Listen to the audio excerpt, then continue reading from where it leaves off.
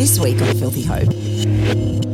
Because Christmas, when Christians celebrate, is about joy and hope, you know what I mean? And family. And family and all these things. And as a result, you know, throughout my journey, I realized that not only is Christmas or the date is a mystery. So there's another way to so-called celebrate, to remember. But at the same time, how in some accounts, like Luke, you know, the birth and the death are tied together. You know, they are not two separate events. One is about, joy and hope. The other one initially as like, our sadness. And it's not. It's a coherent story.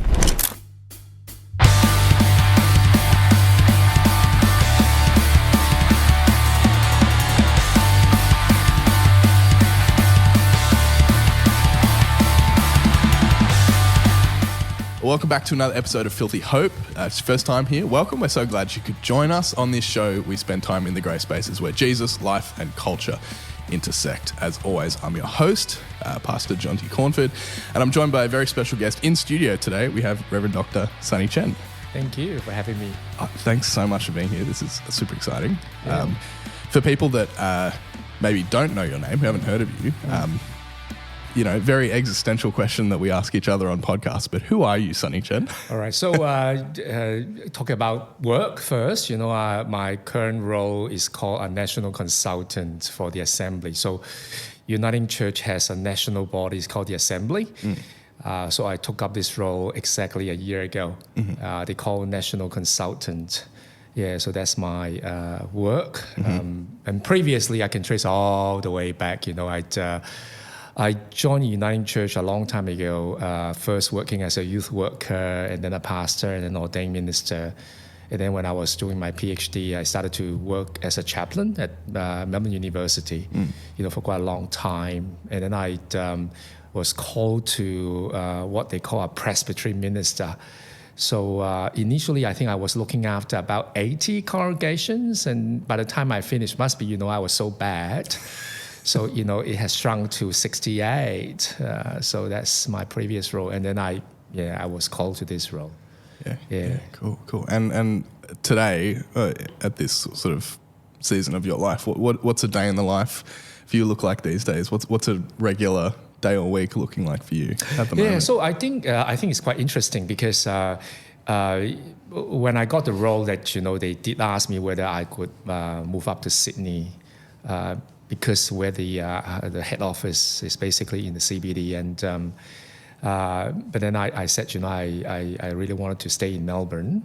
That means that I love Sydney. I just love it, but it's different from loving it and living in a city. For sure. So, so-called a day in, day out. So the Victoria Tasmania Synod is very kind.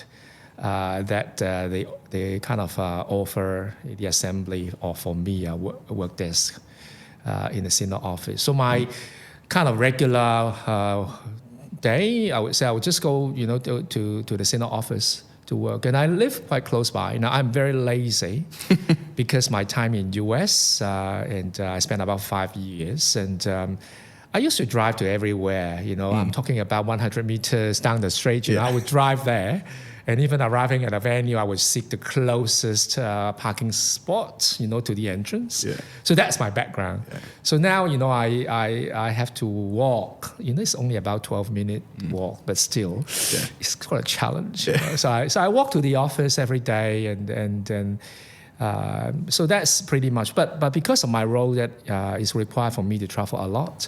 So I would come up to Sydney a lot, and I would travel, to other places to do my work. So my Monday to Friday is pretty kind of, usual, and lots of meetings and stuff.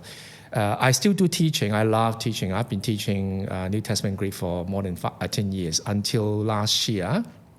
And obviously with my travel schedule, I just couldn't do, and I can't do face-to-face, which I love, interacting. So now they asked me to do a new subject called the Advanced Greek Reading online, and very small cohort, So last semester I had only 3 students, which was a joy, to have a class like that small, and 2 of them were doing PhD So I love that kind of, small. Yeah, I guess you get to spend more time one-on-one with the students, right? And interestingly, two of them are actually based in Sydney. Oh, there you go. Yeah. So now they are just in US. They just presented their papers at a conference. I'm going to meet with them, first time face-to-face early next year. Yeah. So I do teaching, I love it. So it sort of keeps me going. So that would be another kind of the regular thing that I do.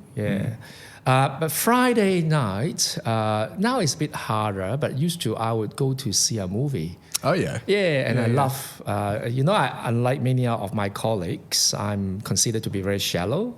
So I love all the shallow Hollywood movies, all the sci-fi thrillers, action, that sort of stuff. So that would be my Friday evening, and I used to do that a lot, and then Saturday, Sunday is pretty kind of very chill, and things like that. It's not that special from or different from other people. Pretty standard. I guess. Yeah. Have you seen anything? Because like you, I go to the movies all the time. Have you seen anything recently that you've really, really loved? I have to say, not recently. I think the last one I saw I really loved was Alien Romulus. Yeah. Because I still remember childhood. As you know, the whole series of Alien, but I still remember in my childhood, I went to see when I was very, very young. I don't know why they allowed me to go in anyway. I went to see Aliens with my sister, my older sister, and still remember, in the middle of the movie, she grabbed hold of me. It really hurt because it was scary. Yeah. So, it goes way back. And I love that because I think how the director, it's really about story for me. I love shallow stuff because honestly, in my line of job, especially in my previous role, I had the privilege and opportunity, but at the same time, challenging to journey with people during their darkest time. So that was my day in, day out thing. And I had the privilege at the same time, I say it also, quite challenging to hear many horror stories about people's lives, what they have gone through. So during my off time, I just want my brain to just stop, and not thinking. And so that's why some friends of mine would say, "Oh God, it's so shallow." Yeah, that's me. But the reason why I loved certain movies because of the storytelling. And I think the Romulus one is a very good storytelling thing, almost revisiting many kind of themes in the early kind of movies, but at the same time creating some sort of twist. Yeah. I still remember it struck me when I saw the exit, of the alien sort of spilling out, but without gravity. It creating this that sort of floating effect and how the protagonist sort of escapes from that. It's just amazing. Ticking clock with the gravity coming back in. I love that thing, So so that's the one that I really enjoyed. Of course, I went to see June Part 2. And, only in Melbourne, because Melbourne, I think, is the only IMAX cinema in the whole Australia.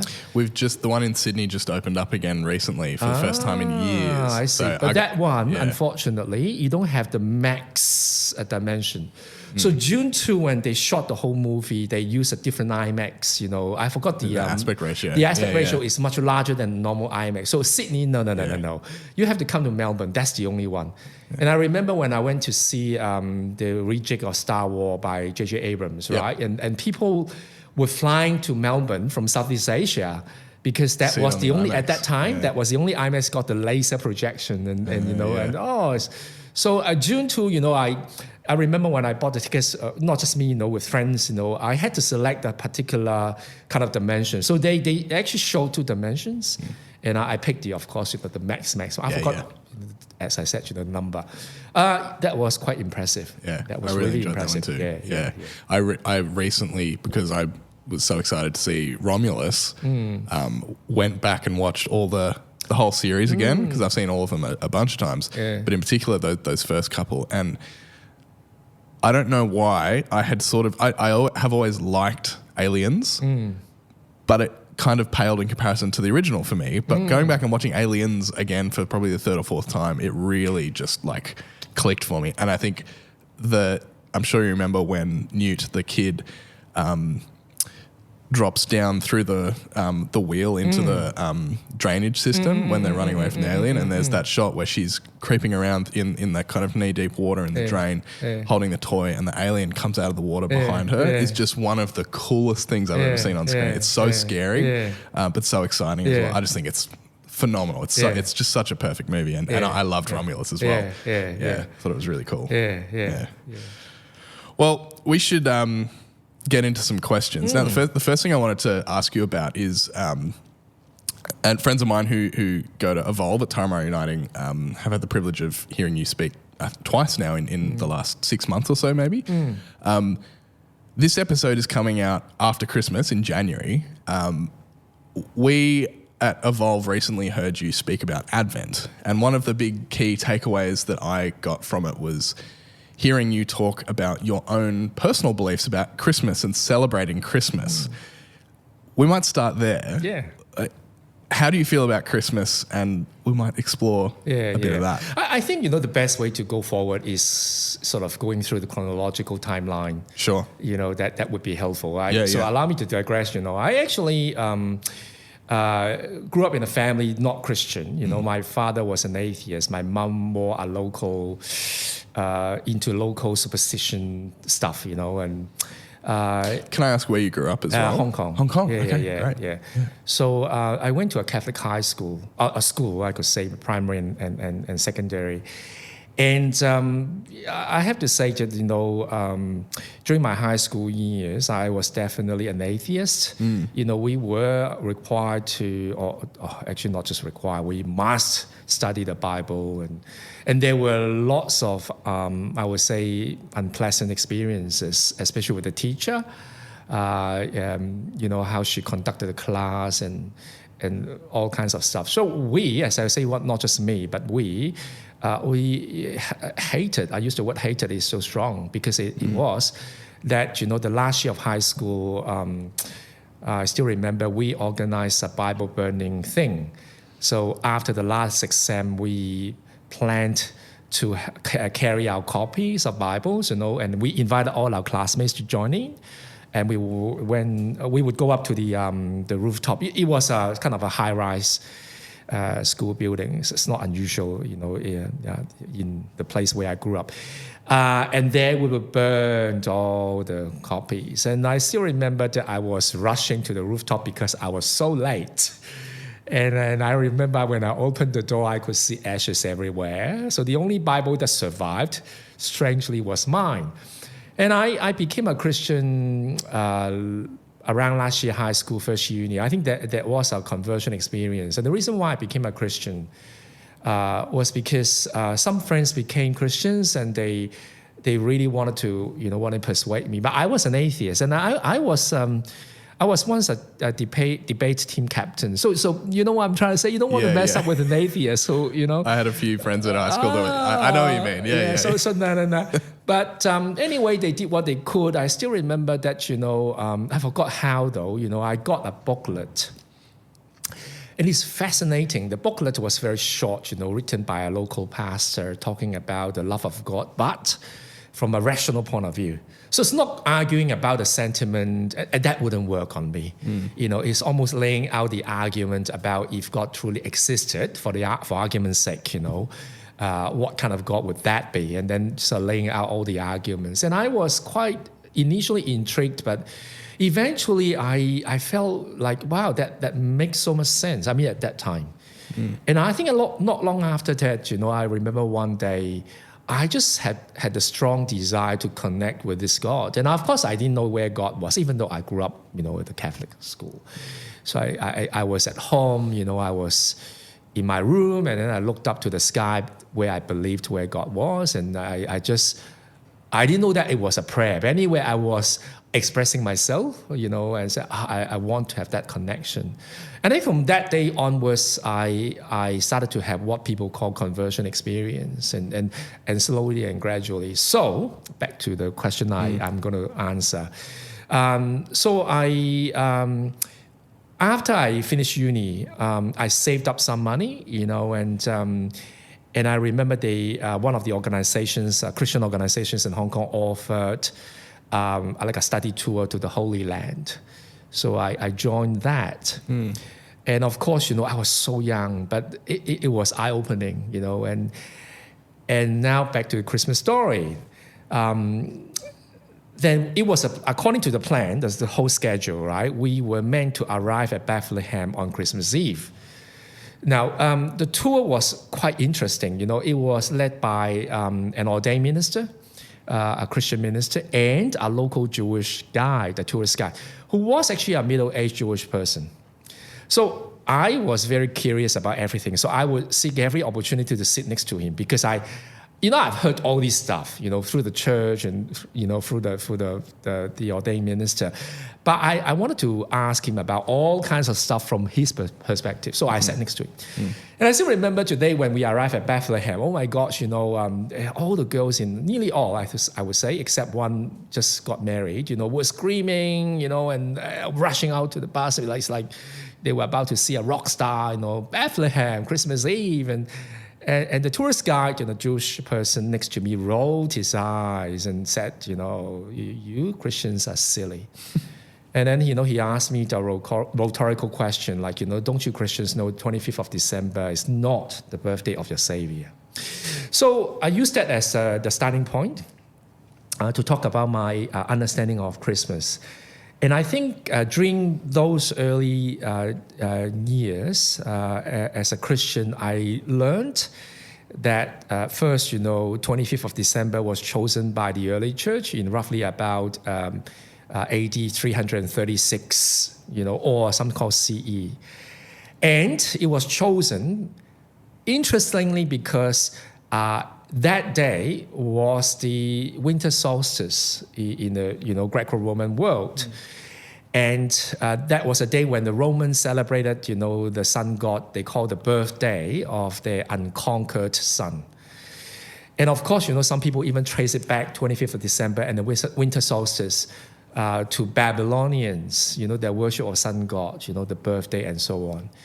And the early church chose that day because of I think at that time, the symbol, talking about Jesus as like a sun, the light, that kind of imagery. And of course, I studied marketing as my major, and I thought it was a very successful marketing campaign because how the early church would adopt all the pagan, gods' birthdays and created that kind of, how should I put it, aligned with, a lot of special days for the church. And that was one of the key decisions. So 25th of December, honestly, is not the birthday of Jesus Christ. Now, I want to jump into what I've discovered. So in my early days, my minister pastor confirmed what I learned. And what I was told was, you look at the scripture saying a few things you would notice, even though you say, I'm not so sure. But there are accounts that is quite contrary to what we believe. First of all, we know that was a day, the birthday, chosen during the census, when the Roman emperor, running a census. And people ask, could the empire, choose a winter? 20th of December is. When I arrived Bethlehem, oh my God! I had this sort of puff, the old puffy jacket. It was cold, freezing. The average temperature at night is about 5 degrees. Sometimes I would say lower, and it was freezing cold. So would you choose that, to do census when people had to travel back to their hometown for a long distance? I mean, that's not very convenient. If I were the emperor, I would not pick either the summer nor the winter time. I would pick spring or autumn, when people, I think that the weather was more, kind of workable for people to travel. The second point is about just what I said about winter. We have read the story about the shepherd boys and the sheep. In case some, of your audience don't know, the word Bethlehem is called, in Hebrew, means house of bread. Yeah, so Jesus said, I'm the bread of life. And I didn't know that. That was a town used to be the place where they raise up sheep for sacrifice. Reason, because according to the Mosaic law, people had to carry animals for sacrifice, but they had to be perfect. Now imagine you lived far, far away and you had to drag your animals, or whatever animals, all along to Jerusalem for sacrifice. By the time they arrived at Jerusalem, they would be pretty blemished, Yeah. So that's how they designed it. They nearby Jerusalem, I forgot how long drive, I think maybe 5 or 7 or 10 minute drive from today, driving from Bethlehem to Jerusalem. There, the time they designed to raise up all the sacrificial lamb. So people would travel to Bethlehem first, and they would buy the lamb, and then they would carry the lamb to Jerusalem. So that would be perfect. So it was run like a business in modern terms, So the shepherds, unlike many Christmas cards, they were actually boys. Workers, with raising lambs, and that's the origin. So the imagery about the birthplace of Christ being the house of bread, apart from King David's, kind of hometown, and also sacrificial lamb being raised in a practical sense. All these sort of symbols colliding to one another. Now, in wintertime, if you go to Bethlehem, right, you can't see any grass. There wouldn't be any shepherd boys in the ancient world would have lamb running around to eat grass. Oh, come on, It was freezing, and it still is freezing cold. This grass gone or dead. Or in hibernation. I don't know much about plants anyway. I don't have green thumbs. But what I'm saying is, so you look at all these accounts, that wouldn't be the day of the birthday of Christ. And I love this mystery. So what is? Why not the account in the scripture would give us a date? And for me personally, when I learned all this as a young Christian, and I learned it from my minister and my pastor, so I've got a minister and a pastor in my church, I learned that's the mystery in the Bible. I'm not talking about the church or the marketing or whatsoever. It remains as a mystery. And I love that thing because God, even as God incarnate, is a mysterious thing. And there's no birthday, as some Christian would argue, because Jesus is forever as God, as a part of the God's self. And it is not, there is no beginning nor end. Yeah. So I love that kind of imagery. So when it comes to celebrating Christmas, I always say to people in my own way that I don't celebrate Christmas. Even though when I was in parish or when I was a chaplain, of course, I led worship, I prep all the stuff, but I personally don't celebrate Christmas, meaning I don't celebrate like how other people do. Because I love that mystery. I love that kind of imagery. And if you allow me to digress, Please, on Sunday I talked about when you look at Luke's account and how the manger is being misinterpreted as a wooden box with hay. That's not the manger. Phagne, which is the Greek word, is a stone trough. And I talked about how Luke portrayed the birth of Christ resembling the death of Christ, being buried in a cave, that sort of imagery. So I'm going to just digress talking about the mystery. Today, people celebrate Easter Sunday, but I always say that, if you read the Bible carefully, say Genesis, in the creation story, God creating the light and the stuff, it's always like this, the phrase, there is evening, there is morning, and this is the first day, second day. Why say evening? Why not morning first? Because the ancient Jewish people, or even modern Jews, they didn't really think like us. We believed sunrise is the beginning of a day. They didn't. Sunset, marks the beginning of a day. So if you look at the scripture talking about the crucifixion and the death of Christ, on the third day he rose again. So he died, according to Matthew, you used the hour, roughly about 3 o'clock, say on Friday. Yeah. There's some sort of debate going on. Yeah. So from 3 until sunset, that's the first day. From sunset of Friday till Saturday sunset, that's the second day. So on the third day he rose again. And usually people have the imagery of Jesus rising before dawn. Yeah. And I would argue, well, it could be Saturday night. That's the third day. That's when the third day actually came. And I love that imagery because of the creation story about the resting day on the sixth day, right? So it was the end of Sabbath. the end of Saturday. That's how Jewish people understood the Sabbath, or still today. And then it was quiet. It was a beginning on a new day.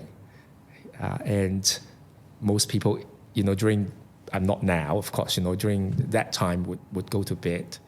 And I love that mystery about the most profound miracle of all took place when it was quiet, when people were resting. Mm. And then something just emerged out of nowhere. And I love that sort of, again, it's like a mystery. So I see the birth days, for example, not being, articulated in the scripture, and the time of his resurrection is almost giving me that kind of, new way to look at, how to celebrate, so to speak, both Easter and Christmas. The way that I celebrate, I don't celebrate Christmas and Easter like most people do. I do my job, of course, as a minister.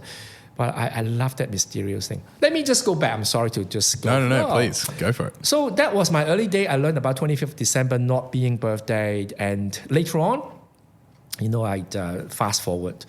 When I was studying in theology in US, I fell in love with Greek, the language, and I learned a lot about Christmas stories. For example, like most Christians or people still think there are three wise men, and many people in the church now know that there's not three. The number is not three because there's no three in the number in the scripture. Rather, because there are three sets of gifts, so that's why they presume there were three. But the word wise man or the phrase, I'm not so sure about that translation. So the original word is called magos, which in plural, that's singular. The plural form is called magi, or that's why magi. Magi. All right, magi. And magos literally means astrologist. Mm-hmm.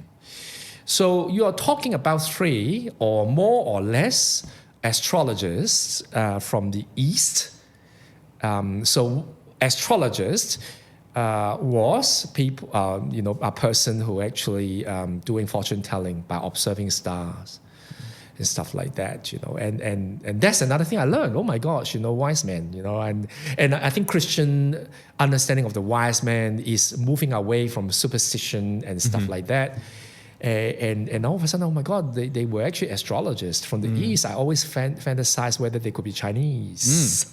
Even my ancestor, one of my ancestors, and that's quite mind blowing. You've got astrologists, and going and so on, and so that's the second thing that I learned, and so on and so forth. So I think fast forward. Of course, I talked about the word manger. And I learned that it is actually a stone trough, holding water or food. And in Luke, for example, is quite ambiguous, using the word kataluma to talk about, the inn. It could be a public guest house, or some scholars today would argue it's actually, a house of relatives. But the word itself is quite ambiguous. It could go either way. So I love that sort of, Luke being very meticulous, somehow, picked, when he wrote it, quite an ambiguous word. And so the imagination would be, if it were to be a public guest house, then in those days, those houses would be built usually next to a cave, because a building for hosting people and a cave for keeping cattle. So now the imagery of Luke is quite fascinating. A baby being wrapped, and Luke used a particular word is only used exclusively to describe baby. The word wrapped, we translate as wrapped in a piece of cloth or whatever. So wrap the baby and put it in inside a stone trough, inside a cave, a dark cave. Yeah. So that's the thing I learned, when I study, New Testament Greek. You look at how Luke portrays Jesus' death, and it's fascinating. Again, he talked about Jesus' body being wrapped, took by Joseph, and put it in a stone cut out of rock. And again, he used a particular word. Unlike all the other Gospels, he always say, "Oh, just a tomb." Here, he used lasupto, the word to describe not just a tomb. I think the first audience would know what a tomb would look like. But anyway, he said, "No, cut out of rock." So the ancient people didn't bury the people on the ground. They didn't dig a hole and then put a body. They would find a rock and they would dig a hole and shelve the red body inside. Yeah. And in some cases, for wealthier family, they would dig a big cave so that they could actually place multiple bodies, And of course, we learn from resurrection, there's a big rolling stone. I think it's about 2 to 3 meter high, and roughly, and they could roll on and off, kind of open or close the entrance. So Luke was so particular about the burial, and I love that because again, the imagery is a body inside a cave. So the birth and the death in Luke, creating sort of overarching imagery in Luke. Yeah. And I that's another thing I learned later on when I was a student. So all of a sudden, all these sort of because Christmas, when Christians celebrate, is about joy and hope. You know what I mean? And family, and family, and all these things, and as a result, throughout my journey, I realized not only is Christmas or the date is a mystery. So there's another way to so-called celebrate, to remember. But at the same time, how in some accounts, like Luke, the birth and the death are tied together. They are not two separate events. One is about, joy and hope. The other one initially as sadness. And it's not. It's a coherent story. And again, I love the imagery. This is my last point. This is how I see Christmas. So the imagery of a light, using early church marketing stunt, talking about Jesus. We so often see the candle as the image, yes, right? and inside a dark cave. Both in birth and in death. I think this is how I see Christmas. So if you ask me how I celebrate Christmas, it's very strange. I don't celebrate as what people normally do. I like the quietness, the darkness, and I like to remember that alone. I know it's so anti a lot of things, including not very uniting church, not even mainstream, church. Yeah. But I just love that. Yeah. I love that bit. There's something in the way that Luke draws that line between the birth and death. When we talk about Christmas, we are talking about it's the incarnational moment when God humbles God's self into human form, and almost just hearing you talk through this, the idea that's coming up for me is that life, like being born and dying, are almost like the two core fundamental experiences of what it is to be human. Is to be alive, to have a physical body, and for that body to then decay and eventually die. And so to tie the birth and the death of Jesus together, obviously theologically has the implications because it's the incarnation and then the death and resurrection. But it's also it's almost that the death is as much a part of the incarnation as the birth. So to tie those two together with the image of the cave and the darkness is... I find that really interesting. I think one of the things that I've learned because what I do or what I'm called to is you look at what you said about the birth and the death as part of the journey, right? Then all of a sudden you see God diving into the beginning of our journey of humanity and exiting out. But for God and God's self, there is no beginning. There is actually a before birth. And there's also the after resurrection. And the reason why I say this is because it's so relevant to all of us today. Because we always argue about one particular idea is how important in any form of ministry, not just about, kind of ordain or lay. I'm talking all forms of ministry, the importance of offering a person's own presence. That means, during the journey, we are there for them. And we journey through that journey.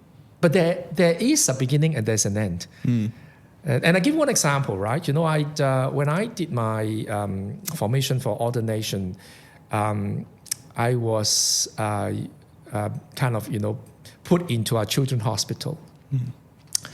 And I think, within 2 weeks, my supervisor noticed something was wrong with me.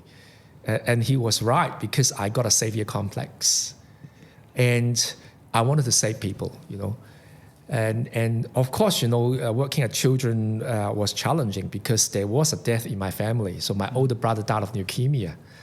And so, but what happened, I'm not going to go on, some of the stories. It's fascinating. I did funeral. I couldn't preside, but I was doing it together with my supervisor and so on, and journey through some very difficult times with kids and teenager. I still remember I was playing ping pong with a young teenager. I think he was about 15, 16, a young, vibrant guy, and he had cystic fibrosis, and he told me he wouldn't live long. Can you imagine you talking to someone and he said, I'm not gonna live very long, and all these stuff. But what I've learned though, what my supervisor actually told me was, you need to learn to be present. You need to learn, and when you are engaging with people, don't carry. It's hard not to carry your baggage, but to be aware of it. So I've learned one thing. When I was talking to all these people, even though they would remind me my past, my current, whatsoever, I had to learn to say to myself quietly in my brain that it's not about me, it's not about me. So I could journey with them to be fully present. It's about them. It's not about me or my story. Oh, I know how you feel. No. It's about them. And it was tough because offering someone's presence, meaning 100% attentive to them, and forget about, me for that journey. And at the same time, there was a beginning before I went to see, family or a kid, right? There was before. I had my life. I might be having a good breakfast. And after that, I had my after. I might go home to watch a movie or whatever show. You know what I'm trying to say? Yeah. But during that journey, you would be 100% or learn to be 100% present. Now, that model of presence is exactly what we're trying to imitate Christ. Because that was a before. But then when he joined in, he was fully human. Yeah. And it wasn't about himself. He gave himself 100% to humanity. But there was an exit point. And after resurrection, right, he kind of rejoined, the Father using the text, So I love that kind of thing, that creates a perfect model. The reason why, because I can tell you, I've been in ministry for so long. I observe myself and so many other people in ministry, either ordained or lay whatsoever. People bring themselves in. It's about them. Some people would be so good in what they do, they feed people off. They make people rely on them so that they feel good about themselves, Now, I'm not saying I'm not one of them, because sometimes I wonder why I say something like that or why I do something, what I'm trying to say? Yeah. But it is always a warning that in our ministry, in all forms, when we journey with people, it is a challenge, we bring ourselves in, what I mean? And try to focus, I'll come to the end. I said a lot of digression. I used to have one particular mentor. He passed away. He was a missionary, and he said, there are three models to look at love. They are obviously selfish people. They surround with people. The arrows will be from people to themselves. You can see all the arrows. You can sense how selfish they are. It's all about them. And there are people who are very giving. All the arrows is from the self to others. But what he warned me, though, is that be careful you become the third model. The arrow is like from you bouncing out to the other people and actually is coming back. You do things to other people so that you gain it. You gain the love, you feeding them off, you feel good about yourself. So for all the other people who have no idea, all the actions that you do or all the things that you say are loving, kind, giving, but you yourself would know they are not. They are actually self-serving. But a lot of people won't know. And he said that's the most dangerous because it can be self-deceiving. You can feel like I have given my all to but no, it's about you. Yeah. And I think that's the one thing that I still remember the lesson he taught me, be aware of in ministry. It's so easy that you feel like you are giving, but actually you are taking. And people around you wouldn't notice it because they benefit from what you give, but eventually self-serving. So the resurrection and birth, what you said, I talked about that journey and being present is the opposite. And it's challenging. It's never easy. Yeah. Because we talk so much about, especially ministry, like we have things like ethical ministry and training and things like that, and even just in broader well-being conversations about not giving too much of yourself and not being able to refill. When actually, when we look at the life and ministry of Christ, he models like a complete giving up of self and a complete death of ego and a complete giving of oneself in being 100% present with people. And it's an interesting thing to obviously hold in one hand. You want to make sure that you're not completely draining yourself, because then you're no use to anyone, but also actually kind of that sacrificial model of it's actually beneficial to other people to completely give of yourself and be completely. Can I echo with what you say? Can I say something, to qualify and quantify it? Yeah. So you look at the model of Jesus is not giving himself 100% all the time. So that is a wrong model. You look at him; he's always have quiet time. Yes. I mean, so this is the thing that I've been learning. When you are with people, journey with people, you give 100%, but you need to exit. Retreat, So you always have that before and after, but during the journey, it's not about you. You give 100%, but when you exit, the self-care comes in. Yeah. So allow me to digress, if you don't mind. Please, of course, yeah. Just last year, I learned something new. I still have mentors. I love to surround by wise people. So I learned something quite mind-blowing. I had never learned it before. Now, today, people talk about 7 deadly sins. Evagrius, which is the origin of the 7 deadly sins, actually wrote about deadly sins. He was one of the desert father. And he wrote 8 deadly sins, not 7. But, when time, went by, people kind of, combining multiple into, eventually have the 7. So I want to talk about the missing one. The word is called Arcadia, or in English, it's called acedia.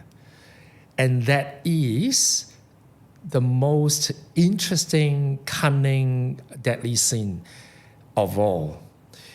So let me explain to you. I'm going to just use my own paraphrasing.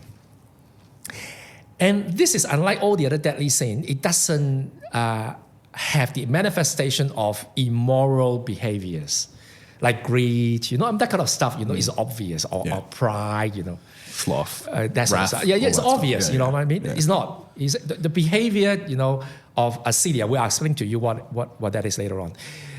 It doesn't have that kind of, bad behaviors. In fact, it's the opposite. But if left untreated, acedia could mutate into one or more than one deadly sins. All right? And the most interesting thing is, a lot of dedicated, according to the creator of this, a lot of dedicated Christians, like the desert fathers, the monks, actually suffered from acedia. All right, so let me explain what that is, because it's so hard to. So how do you know that you have acedia? So I learned from my mentor. This is it's not my definition. I copy from other definition. I just put it together. It's when I am angry at the current circumstances. All right. I'm angry. I have anger inside towards the current circumstance or circumstances, whatever I'm facing. At the same time, I have a deep desire of something that I cannot attain. All right? So that's so there is a parallel of the anger and also the deep desire together. All right? So there's anger and deep desire. And that's the sign of acedia. And it usually troubles to these kind of people. So that's why, people who consider themselves good Christians, beware of it.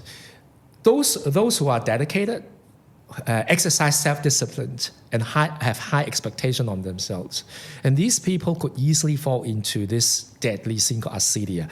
And if you don't pay attention to it and you let it be, so it's relating to our early topic about self-care, it would mutate. It won't stay. It would mutate to one or more deadly sins. So you always ask, how come I would act like this? That's horrible. Well, there is always a mutation. So I read about a story to illustrate, and then I'll tell you my own story, So I read a story about the early desert fathers. So I forgot the names, I'm not an expert of that, So there's a story about this particular desert monk, and as you know that they did all kinds of stuff. They didn't just recite scriptures and worship, They had to do manual work, and he was tying a rope or something. It's like a manual thing. And Assyria was called noonday demon, all right? So that the deadly sin got another name called noonday demon. So why? Because in the desert, of course, noonday, what happened, right? It's hot, it's crazy, and the end of the day is not there yet. You know what I mean? And you had already kind of finished your wonderful early morning whatever routine, when it was cooler. So he was doing rope, and oh my gosh, the heat and all the stuff getting to him. So now he was in this situation. He was angry. Oh my God, so, I can't swear, right? It's so bloody hot, and I'm doing this, not something spiritual. Doing this. And the deep desire of something that he doesn't have, which is what? At that time is the finishing of a day, about 4 to 5 sunset. That would be the end of everything. It's still hours before that. So wanting, the evening would come, but it's not there yet. It is in the middle of everything. So, and he noticed another monk doing exactly the same, doing something very, very strange. That monk would just stop, doing the rope stuff, and then he would stand up, and then doing whatever, all right? Having a quiet time or moment, and then he would return and doing, what I mean? So this is what, what I read the story. And then this monk, having Assyria, he is a noonday demon, realized the only way you could escape from that is during the whole journey, you need to have constant time out.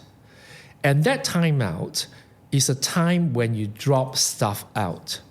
So I give you my personal example. So in my previous role, I worked in a wonderful team, and I had to look after, oh my gosh, as I said, when I left, there were 68 congregations. And most of the things that I had to work with were crises or bad behaviors. Including church councils and ladies, and they also were confronting many stuff. It's not their fault per se, they were confronting so many stuff, and church issues could be very complex. So I had to deal with things that I couldn't resolve, but I had to face them. Working with a very good team. But that being said, day in day out for more than 4 years, it was difficult. So whenever people say, "Oh, do devotion prayer," they didn't work anyway.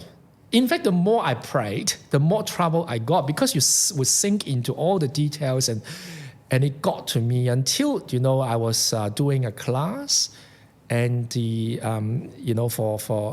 it's called the Executive Leadership Unit. And during one of the sessions that they talked about the early church fathers and their practices. And it wasn't really the topic they were teaching. They were just going through one thing, which is meditation. Now, I am not a fan of meditation. I'm a very impatient person. You ask me to spend time to meditate, oh gosh, I just can't do it. So for a long time, and it sounds so new agey, especially when my early Christian time, meditation. But what the lecturer was talking about was what the early desert fathers would do. How they did meditation was fascinating. So they would have a biblical passage in their minds, and they would do a breathing exercise as a meditation. They would breathe in while reciting scripture. And they would do breathing out and reciting maybe the same or different passages. So as a result, I thought I might need to do it. So I started now as a very impatient person. I'm not going to do hours and hours. So I set the clock of 7 minutes. So every day after work, I would go home, I had a shower, and then I would lie down. I would have my watch on and have 7 minutes counting. And I would have, a piece of music. And I chose a music, not Christian, not pop. I love classical music, what I mean? I love techno music. I know none of them. It was a very bland but pleasant kind of music on. And I had a few passages I really loved. And one of them is talking about casting your anxiety. So my imagery is about, laying down my burden. Another scripture I loved, since I was an early Christian is "My grace is sufficient for you" in 2 Corinthians. So I would recite those scriptures when I was doing my breathings. And not long, I noticed something physiological. I checked my pulse, my heartbeat, right? It could be 70 something to 80. By the time I finished 7 minutes, the 7 minutes meditation, my heart would sink into 56. It was just a sharp drop. Yeah. And initially, I didn't notice anything, but I'm talking about a few years.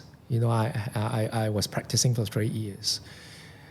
And somehow, in hindsight, I somehow survived. I was so close to burnt out, like many of my colleagues in that kind so of role. often. Yeah. But then when I was talking to my mentor last year, revisiting acedia, I learned about the 7 deadly sins. And I learned about what actually took place during the meditation. It wasn't about the meditation. It wasn't even citing or reciting the scriptures. And my mentor told me this is exactly how the early desert fathers dealing with acedia. You need to go back to your dark cave. And there you learn to lay down everything. Lay down everything. And that's the point you can meet God naked. And that's the point you really exercise what I would say call a self-care. Now, 7 minutes per day, honestly, I used to pray for 45 minutes and 1 hour. Especially when I was younger, I loved prayer walk. I would stop work and walking home and praying, you know what I mean? I realized how powerful that was. And it's not about the length nor the actual kind of, practice. I actually just came back from Darwin and I spoke at the retreat for the ministers and pastors for Northern Territory. And I shared with them, about this practice. But I explained to them about acedia.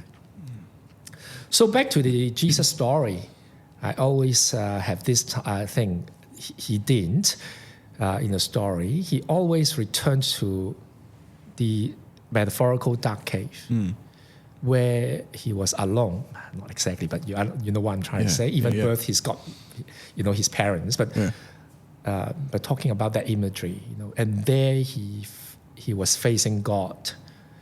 And the scripture never said, what he prayed about. No, we don't know. But I'm just imagining, could it be the time that he doing all the laying down? And that's how you give 100% and not burned out. And it was during that time when I was a Presbyterian minister, I finally understood a passage that I knew very, very well. It's a parable.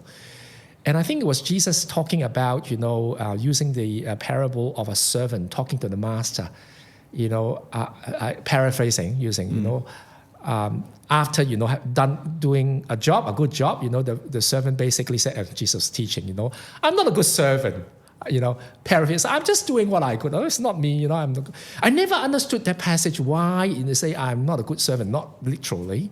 But now I realize why. Because as a servant, once you have done what you have done, you just lay it down. Either it is regarded as a success by people or a failure. You just laid it down.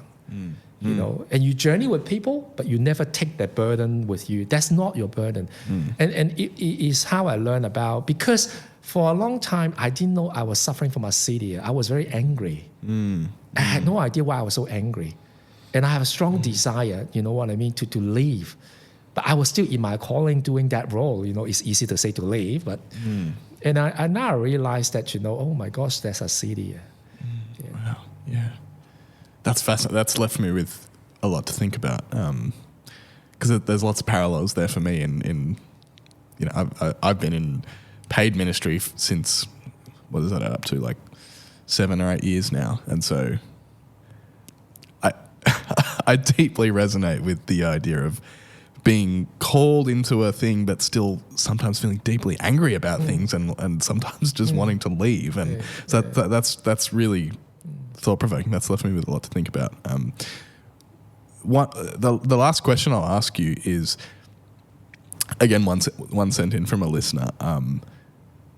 You obviously have tons and tons of experience working not just with congregations, but within the machinations of the broader church as well. And it's pretty common across the board, not just with congregation members, but people like you and I who are sort of part of the mechanics of the church as well, to look at the place that the church holds in the world today with a bit of despair and a bit of, what are we doing here? We got lots of questions actually about, like, what is the hope for the church in the 21st century? I don't know, it's a big question. Do you have anything jump to mind? Yeah, I mean, we can talk for an hour or so that's about right, yeah. What is a church? That definition, as many of your audience would know, ecclesia is from the word ek plus the verb kaleo. Ek means out of, kaleo is call. So when it became a noun in the original language, I'm talking about Koine Greek, it actually meant assembly. Using that word, using the Jewish content, the ancient Jewish world, when someone blowing a horn to assemble people. Oh my God, it's like Marvel. That's right. When Captain Assemble, America yeah. assemble, you know, Avengers, assemble. The assembly, just calling out of. So there are so many ways to talk about church and hope and future. I just use that one thing because otherwise we could just go on an hour and hour. So if you look at the meaning of the church in the Christian context, as I said, the verb is being called out of, to assemble. So what's going on there? The one thing that I really want people to focus on, because whenever we call the church, do you know what's going on? I think internally, not all, but a lot of people would see is us, right? The church is about us, people, community. You know what I mean? Uniting Church, Anglican Church, Catholic, the community, and what's our future? What's the hope? I will start from a very different starting point. The verb is being called out of. So the subject is not us, it's never us, it's God. God calling people out of to assemble them. So when people say, do you see there's a hope for the church? Of course there is. Why? Because His church is not about us. It's about God calling people out of, to assemble them, so that He, or use the word, the pronoun, God could be actually among and through His people, using the pronoun He for the time being, to do the work. And there's another concept we don't talk about a lot, because we talk about Spirit of God a lot, For a very long time when I was a young Christian, I struggled a lot with meeting God's standards because honestly, even today I fail. I can tell you many horror stories about me, but bad stories, not a good role model. But there was a change when I met someone when I was in US. I was in disarray, so close to leave my faith because I saw myself as total failure. And I met someone, an American, who used to work with a lot of missionaries. And he looked me in the eyes, and every time I met him during the session, he would say, it's okay. And I started to learn that God is in me and work through me and through all my pluses and deficits.